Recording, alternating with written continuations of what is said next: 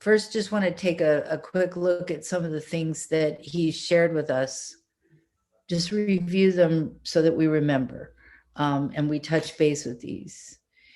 This idea, especially as we move to phase 2 of the meditation, where phase 1 is where we ground ourselves, and we use guided visualization exercises, like listening to guided meditations. They give us words and reflections for our mind to follow. The next level, or another level of meditation, or another series of exercises. I mean, we could almost like say, we could do it as kind of a different kinds of dance. So we learn modern dance, we learn ballet, we learn tap dance. So we learn using imaginative exercises. These are 2 imaginative exercises right here, 2 metaphors for the mind, and it's good when you look out at the sky to start thinking about, allowing yourself here and there to reflect of your awareness as the sky, and of your thoughts as the clouds, and your emotions and the things that float by, because this is a new paradigm for us, to be disentangling ourselves from being immersed in the cloud, and sort of being able to experience the clouds and experience ourselves as the expansiveness, the open expansiveness of the sky. And one of the things that I've learned is that when I'm feeling particularly overwhelmed by an emotion, one of the things that helps is to really feel the expansiveness, open up, and notice yourself as expansive as, give that emotion a lot of room in which to be. Let it have some space, and lots of space, because if it's in a confined space, it's harder to. So we want to open up and allow ourselves to open up and expand like the sky. And that would be a really great exercise for this week, is just every time you see the sky, allow yourself to open up and notice that expansiveness of your awareness like the sky. So that's, and the ocean and waves, right? The ocean, the idea, one of the metaphors in meditation of this is that when we meditate, we go down. It's like we're diving deep down to the resting place where things are still, even if there's unsettled water on top of the ocean, right? So we're down in the stillness, right? So we drop down in the stillness, and you may feel that doing the HRV breathing experience, right? So what we're doing, if we use the metaphor of the sky, the vast sky is the mind, and then the clouds, the different aspects of ourselves, then with the meditation that you shared with us, Franklin, what we're doing is embracing those clouds and becoming friends with all the different elements of the sky that's floating on with us, which is exactly the kind of relationship we want to have. So that's very beautiful.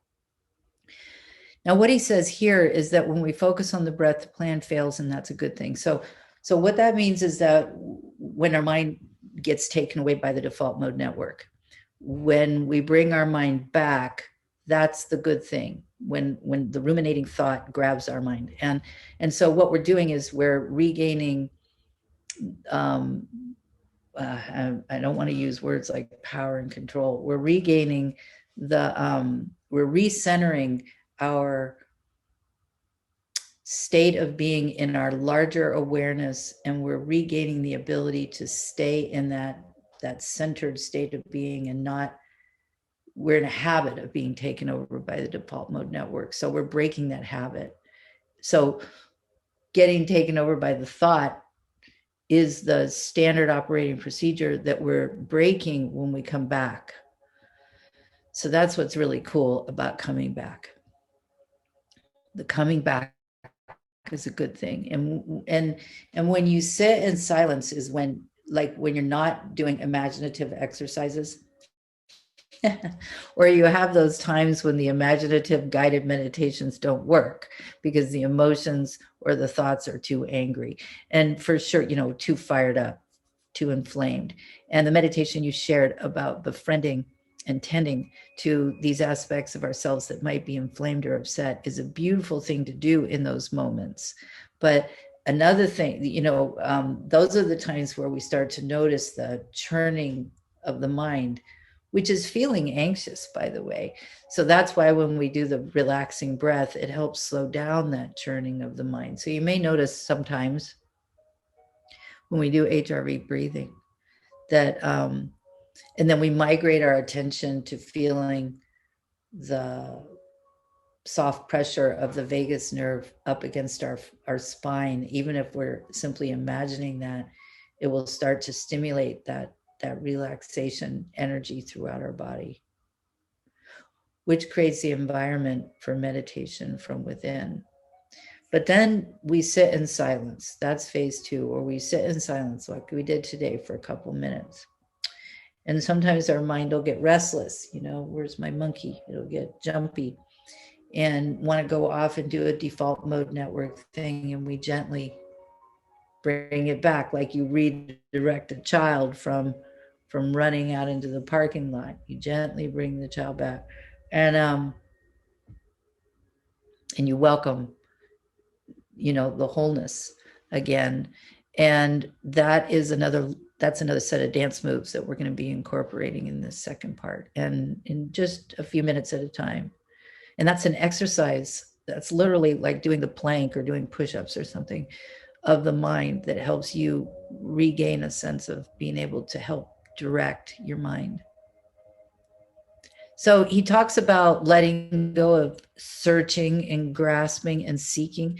And that's another thing that we want to practice this week is let's take a breath. And as we release, let's let go of pushing forward. Just let go of pushing forward and relax back. So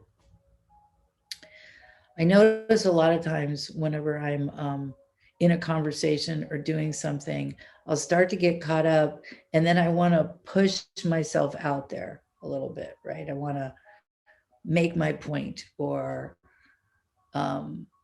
be heard. You know what I mean? I have that thrusting forward, but sometimes there's a lot of energy going, and what I need to do in that moment is relax back. So one of the practices for mindfulness this week is relax back. We take a breath and we relax back, and we're sort of gentling the forward thrust of the egoic, demand for attention, our inner toddler, so to speak, relaxing back. So it's this gentling back. And then here, Franklin, right, you led us right into this experience of making friends with that feeling. I mean, that's brilliant, that personal experience of that. And I think we can see how the discomfort we experience can be the key to relief. And he has the same kind of approach as you led us in of befriending, not pushing away or whipping or being mad at or anything like that, right? Instead, it's the welcoming. And so you gave us a perfect meditation for all of these, treating these inner experiences as friends, the journey to friendship with our interior world.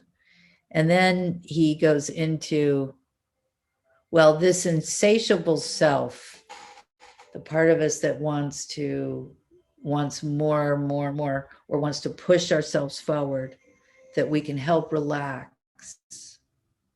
We can help feel that we don't have to push ourselves forward. There will be time. There is time for us. There is space for us. And we can open and allow that space, right? And he talks about meditating with the idea of cultivating love, which he talks about as being the nature of our consciousness, or the nature of consciousness itself, and then how we relate to our own discomfort. And we can meet our discomfort with kindness and compassion. Okay, so that's that part of the talk, so that we can just remember, and how beautifully your meditation fit into that. Thank you again so much, Franklin, for that. So today we're going to have, it's a fairly short talk, so it fits perfectly, and it'd be nice if you had a pen and paper with you so that you can jot down some things. Let's start with jotting down a reflection. It's about Stoicism in your inner citadel, your inner world. So how do you want to feel each day? If you could jot down a list of words or a few sentences on how you would really like to feel each day. This is how you want to feel from the inside out. So just allow yourself to free write a few thoughts on that.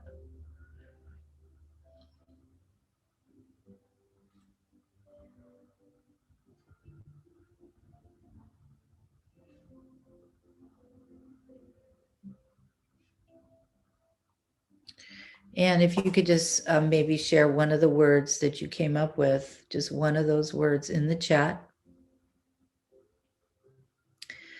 So there's a lot of things that influence how we feel, but we can, we're one of those things.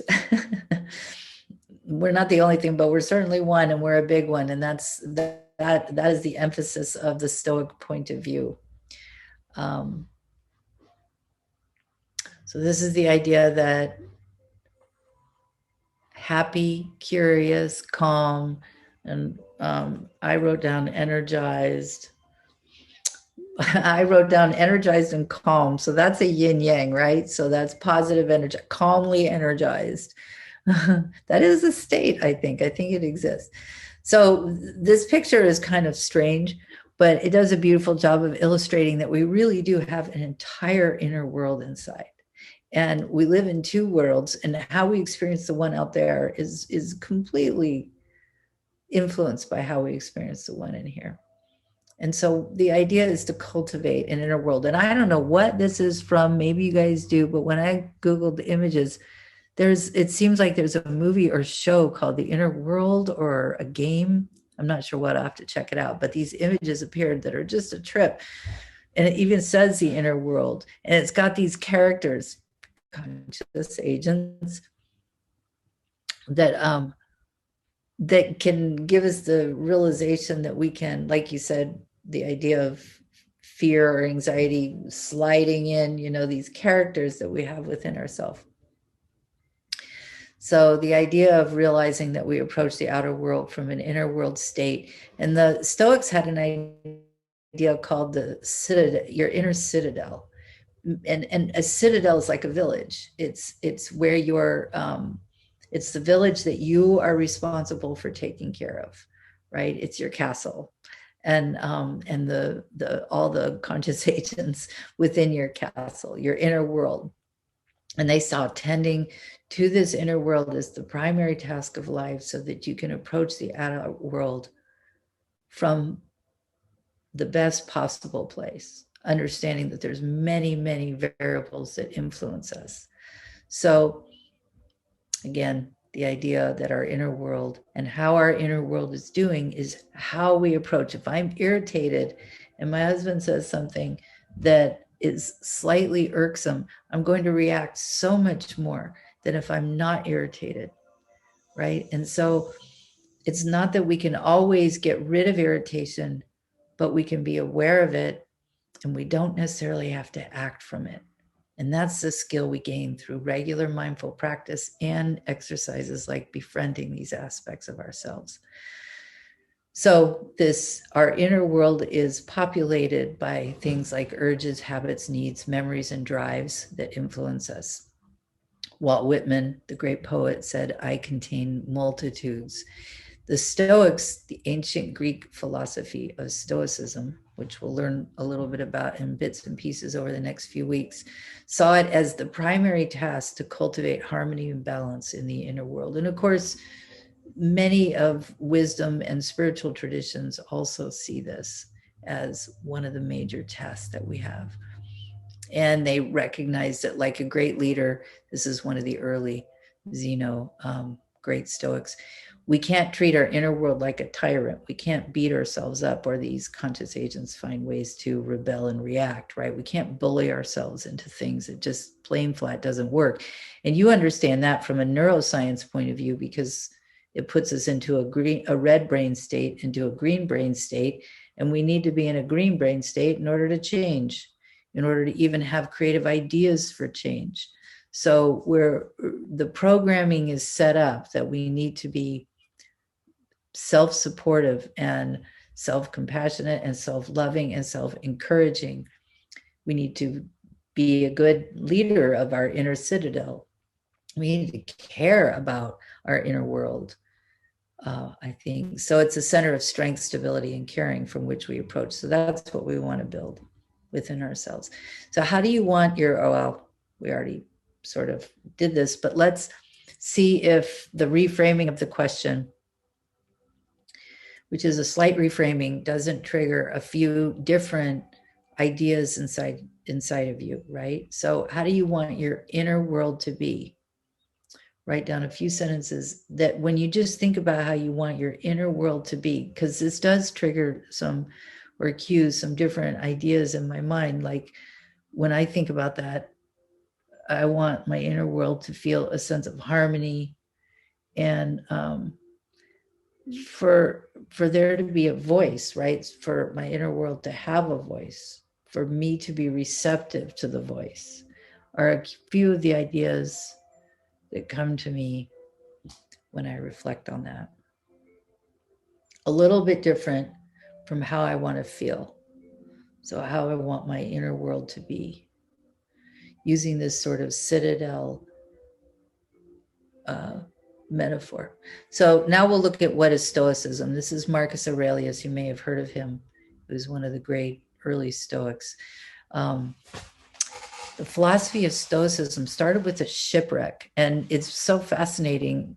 It was about 300 BC with Zeno of Cyprus. Well, anyway, he was a merchant sailor who traveled around, and I suspect heard of some of the ideas of Buddhism, because there's a lot of parallels between Buddhism and Stoicism, which we'll look at over the next couple of weeks. But Zeno said that I made a prosperous voyage when I suffered a shipwreck, which shipwreck is a tragedy, a hardship, right? But when he was shipwrecked off the coast of Athens, he spent time studying Socrates and wandering around the Roman marketplace, which would look like this. All right, so this isn't the marketplace, this would actually be the Senate chambers. But you could think about, since people in the ancient world lived outside a lot more than we did, and of course down here in Greece and Rome, it's warm. So it's pretty easy to do. This would be like the Senate chambers. And this is some of the main schools of philosophy in ancient Greece at the time. This would be about, 300 BC. So we have Zeno with the school of the Stoics, Epicurus, you may have heard of Epicureans, which are usually related to emphasizing and appreciating pleasure and life's gifts, and Diogenes, which was a famous cynic, and the cynics were ascetics. They sought the path to the good life through deprivation, because since things will be taken away, and there's so much an element of Buddhism in this, in the non-grasping, non-clinging, since things will be taken away, just let go of all things and not want anything, and then that would be the path to freedom. Epicurus is, since we have gifts and blessings that we can enjoy, then allow appreciating them while we can to the fullest would be the path to freedom. Not unbridled hedonism. These get caricatured, so they become parodies of what they really are. They get sort of dumbed down. And the Stoics, when we think about somebody like Spock and not having an emotions, the Stoics weren't about not having emotions. They were about feeling deeply and making friends, like the meditation you led us through, Franklin, with emotions, so that, but also being able to exercise temperance, so not acting out from rage and not fueling the fan of powerful emotions. So developing some emotional balance was definitely one of the Stoic virtues. Okay, so we're with our shipwreck, we're with Zeno about 330 BC, and this philosophy of Stoicism went on very, very long time. It was actually named after, they would sit on the stairs on the porches of these outdoor places, the philosophers would, and talk and debate and discuss together, because there's no TV. And so I think it makes me think about things like the downtown plaza in Chico with that big square where we have a pavilion that's sort of Greco-Roman style, and people hanging out and talking and having intellectual discussions. And each of those traditions developed a school, right? They have particular schools, like we have different kinds. We have culinary school, we have college school, we have all kinds of different kinds of schools. These were the early, sort of some of the early universities. So Zeno proposed that by changing the way we think about life events, we can detach from being taken over by negative emotions and reduce suffering. One of his favorite quotes is, we can use the conditions of our life to develop inner strength and a virtuous character. This part right here, he observed that we cannot control all the external conditions of our life. And of course, there was a lot less control of the external conditions of a life back then. They couldn't turn on the thermostat. They didn't have, the kind of sophisticated medicine that we have now. Couldn't reach in the cabinet and grab a painkiller. I mean, there were many, many more hardships going on back in those times. One in every 4 children that families would have would not make it to adulthood, would not make it past childhood. So they faced a lot of regular doses of hardship, and they also faced a big plague, which we'll look at in a minute. So Stoics see life challenges a gym for developing inner strengths and virtues. So one of the mindsets they adopted was that we can use challenges to build character strengths within ourselves that we want to develop, right? So I can grow stronger through this. I can grow virtues through this experience, and reflecting when we face a hardship on what virtues we want to grow through the facing of that hardship. So Marcus Aurelius, this is a few hundred years after Zeno, but was a very famous Stoic and was emperor of the Roman Empire, considered one of the last great emperors. And he wrote a book called Meditations, where he used some reflective processes, ways of entering his morning and entering his evening. And he wrote down, these were personal meditations to himself as Roman emperor. And they're very famous document that people lead today. And he wrote about his inner work, trying to help mold and shape into the person he wanted to be. He ruled during the Antonine Plague, which happened from 166 to 180 AD, and killed 5 million people. So people would be, the streets would just be riddled with people who died. This was a terrible plague. They think it was smallpox. So this is right at the turn of the centuries, right? Going from BC to AD, and right at that cusp. So just a few thousand years ago, a massive plague with millions of people dying in the streets. Yet Rome still survived and even grew under Aurelius's leadership. And it was far deadlier than what we're facing on a global level right now. Many more people died. But as it said here, Rome survived, its communities rebuilt, survivals even came back to look at the time of the plague with an odd nostalgia for what it showed about the strength of their society and government. So Aurelius used Stoicism principles to hold himself centered, as like an internal compass, to guide through this terrible, terrible ordeal. And we are also going through a major challenging ordeal. I don't want to underestimate how difficult and even devastating this has been for many people. And the Antonine Plague happened during a time where we didn't have germ theory. People didn't wash their hands or understand the idea of clean water. It went on for 20 years, and like I said here, thousands of people would be dead on the streets in Rome. And in the middle of this plague is when Marcus started writing his meditations.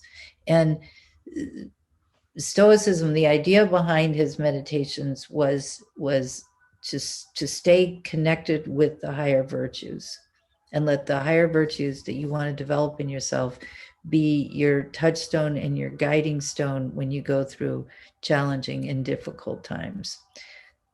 clear understanding of one principle, the idea of some things are within our control and some aren't. So we'll look at that in just a moment. Stoic thought is thought to be the inspiration behind modern cognitive behavioral therapy. The idea that how we think about and interpret things has a huge impact on how we experience them.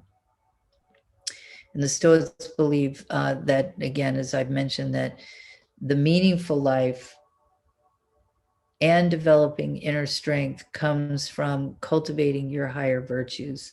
And the second part, living in accord with the laws of nature, is completely Taoist.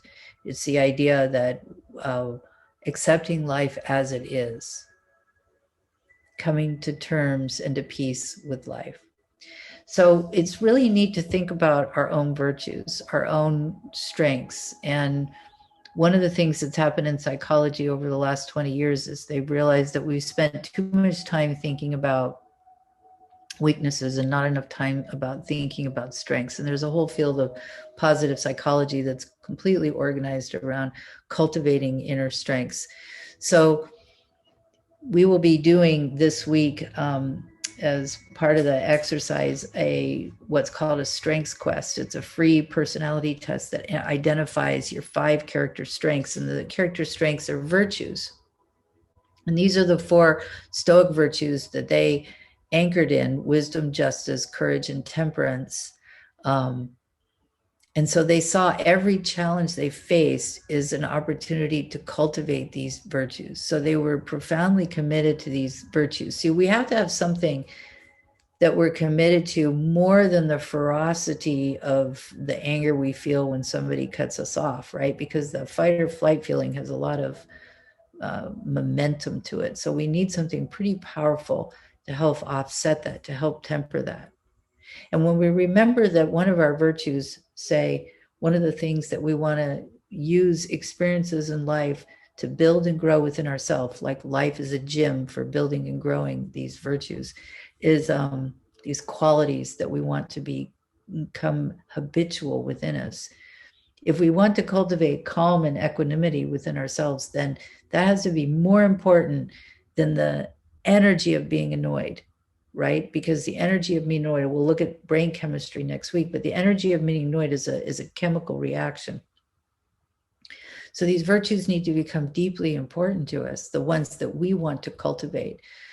In Greco-Roman art, these are the 4 virtues. They would personify them, right? Give them a physical form. So these are the wisdom, temperance, justice, and brave. So be wise, temperate, just, and brave.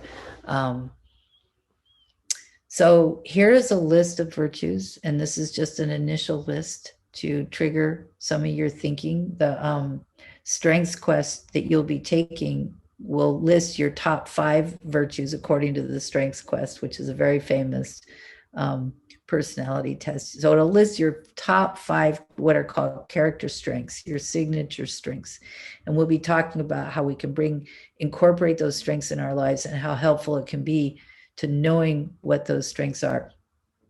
And what I like to do when I take something like, there's different lists of virtues, and this is a fairly decent one. And so we can pick the virtues.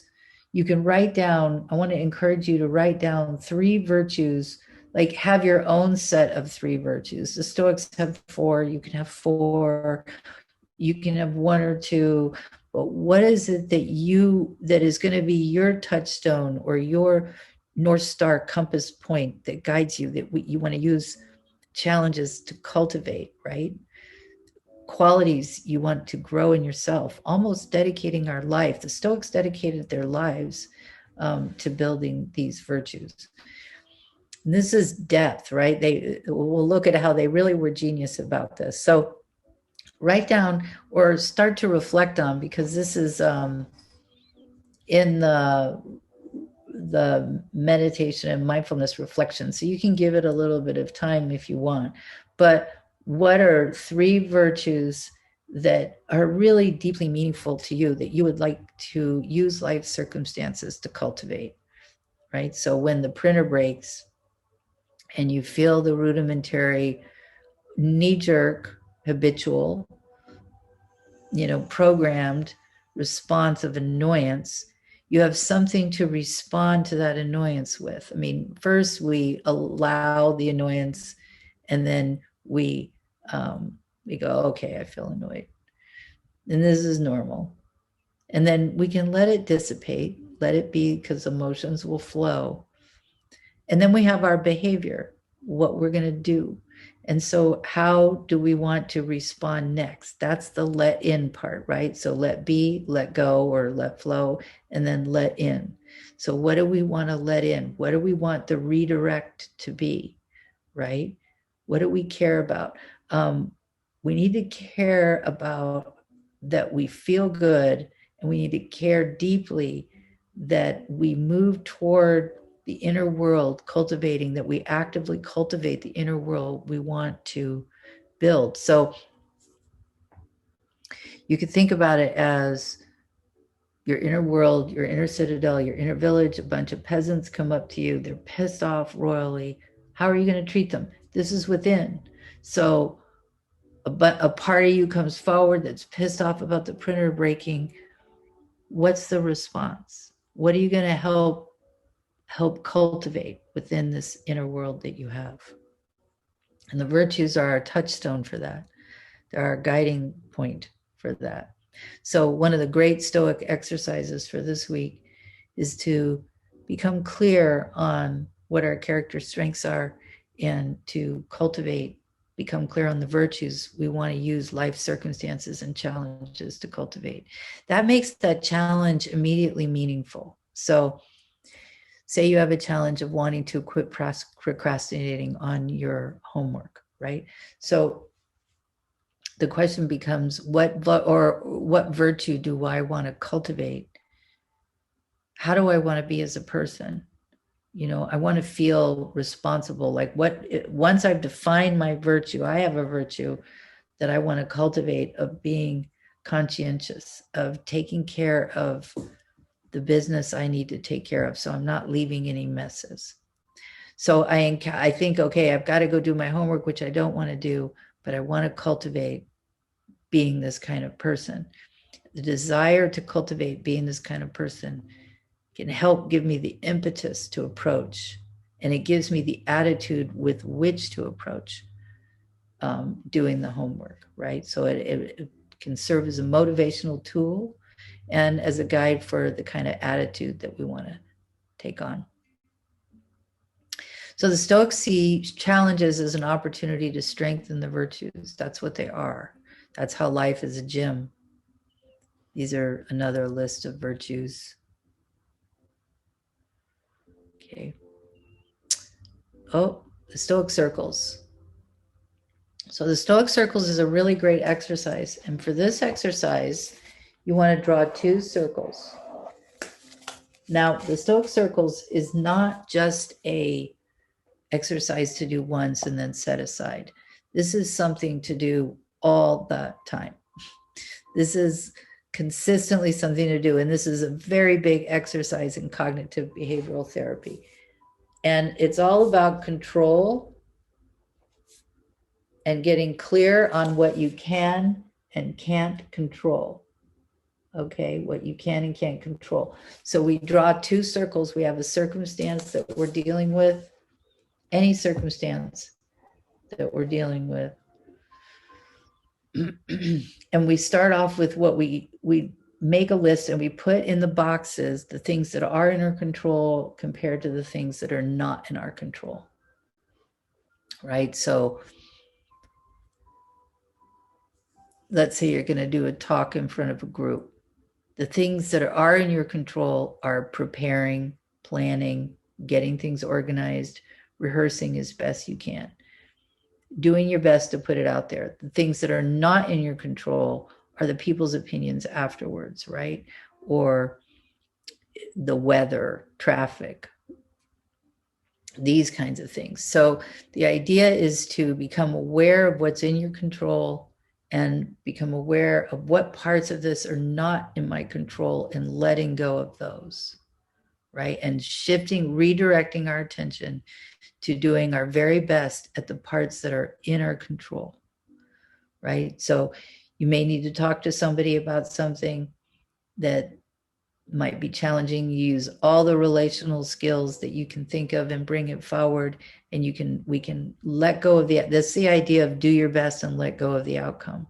You can put forward your very best effort, and then you have to release the outcome, because we don't have complete control over the outcome.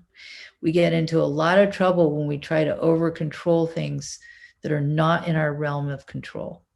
We wanted to relax back on that and redirect our attention to what we can control, right? Our realm of personal power. So the Stoic Circles is about getting clear on what it is can I control in this situation, and what is not inside our realm of control. And then give your committee of conscious agents within you, have them work on what is in your control, and encourage your inner world to let go of what is not in your control.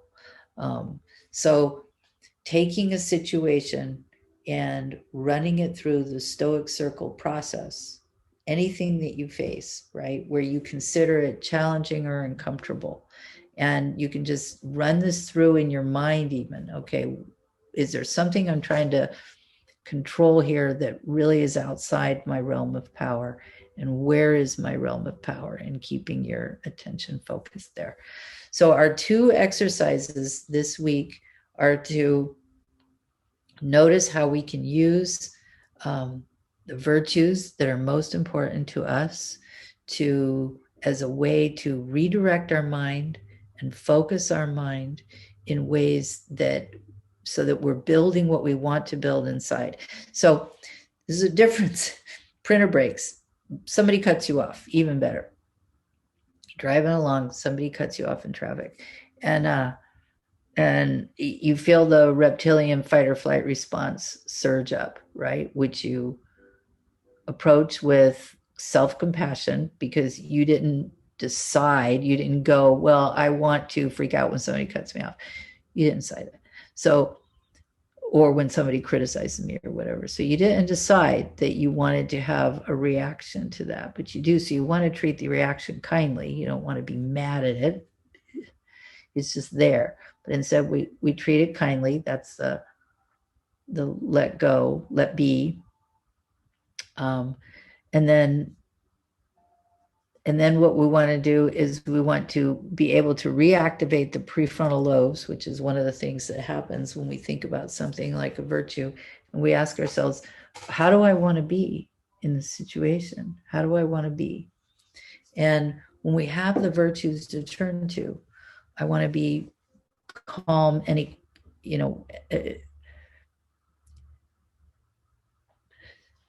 in the 4 virtues of Stoicism, let me go to those really quick. They would say that they want to be like, they would want to treat other people with temperance, with forbearance, with acceptance that we're all flawed as human beings, right? Now, they also have justice. So we'll go into these virtues a little bit more later. And justice also means, but the lead is treating people with forbearance. They very much embrace the idea that people are operating from the level of consciousness where they are. And that is part of accepting the Tao of life.